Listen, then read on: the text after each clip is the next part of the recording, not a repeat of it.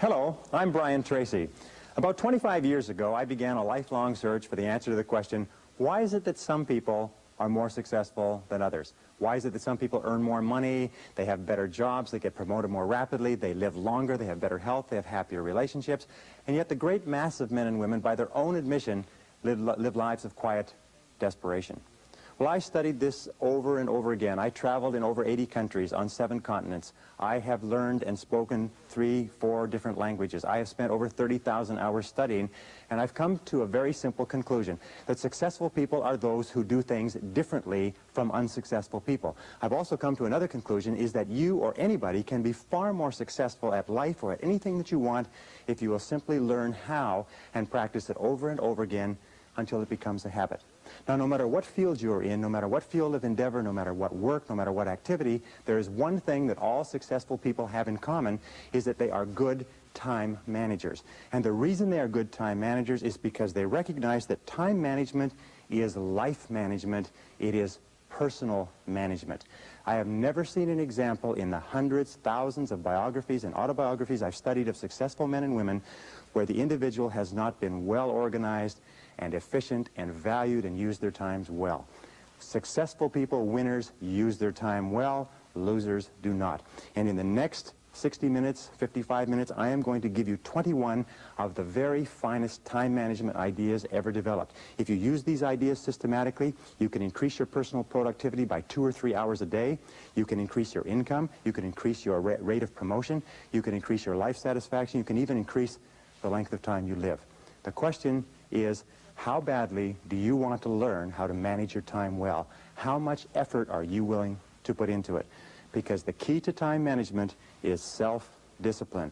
Probably the best way to put it is this, is time management is self-discipline in action, and self-discipline is the key to success. So let's get started right now with these 21 key ideas. The first idea, the most important of all, the core of time management, the axle around which the wheel of life turns, is goals. What are your goals? What is it that you want to be or to have or to do? What is it that you want to accomplish in the next 1, 2, 3, 4, 5 years? The top 3% in every field have goals. The balance of the population have either very vague goals or no goals at all. So the question you have to ask yourself is, who am I? Where am I going? What do I want to accomplish? And there are 3 major areas of goals that you have to think about. The first is your personal and your family goals. These are the reasons why you're alive. What do you want to accomplish for yourself and for your family? Write them down. Define them clearly. The second set of goals that you have to ask is your business, your career, your financial, your material goals. What is it that you want to accomplish in the external world? Where do you want to make your contribution? The third type of goals you have to ask about are your self-development goals. And in my estimation, your ability and your willingness and your tenaciousness in developing yourself is the key to accomplishing everything else. So here's 3 questions that you can ask.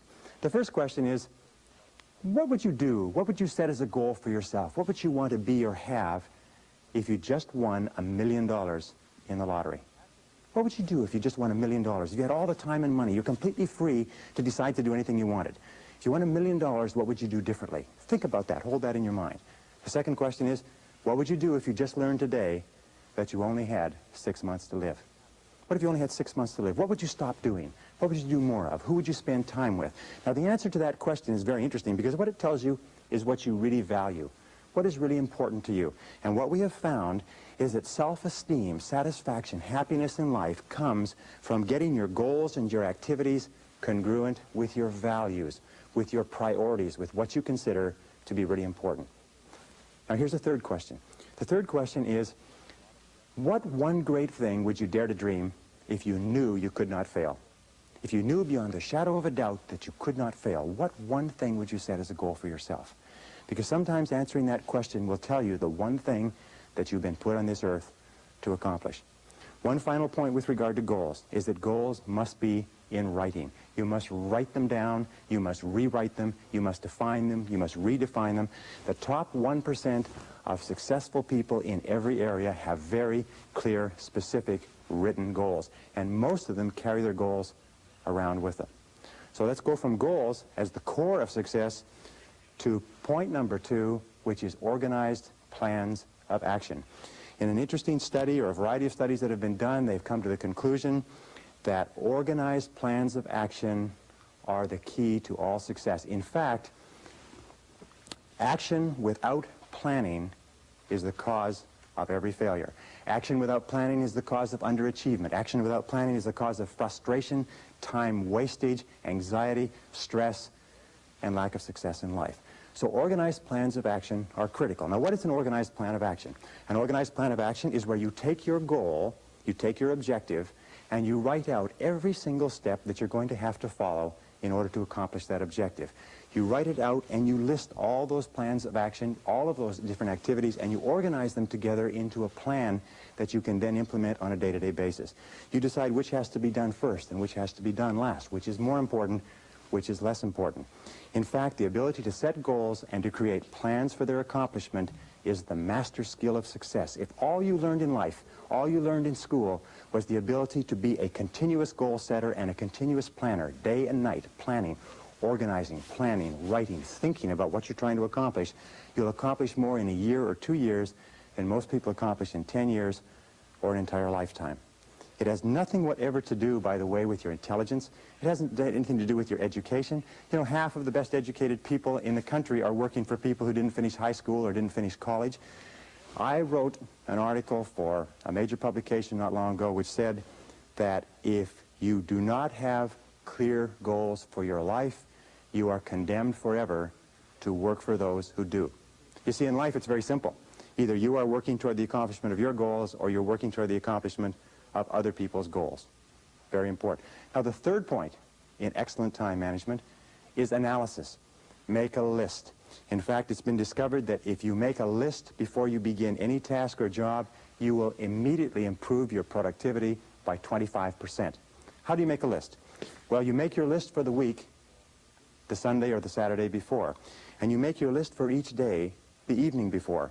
And you always work from a list. Now, why do you make it the evening before? The primary reason is if you make a list the evening before, the subconscious goes to work on your list while you're asleep. And during the night, the subconscious will solve problems and bring insights to you. You'll wake up in the morning with insights, ideas, intuitions, answers that will make your day more productive. Now, the second reason that you use a list is because if you don't have a list, it's like driving down the street in a car with no steering wheel. You just drift, and every bump, every interruption, everything that happens sets you off in a different direction. A list gives you a track to run on for the entire day. Another reason that you use a list is because with a list, you can analyze where you are. You can tell what is more important and what is less important. You can tell what is irrelevant, what can be delegated, what can be delayed, what can be put off. The most important reason for using a list, though, however, is this.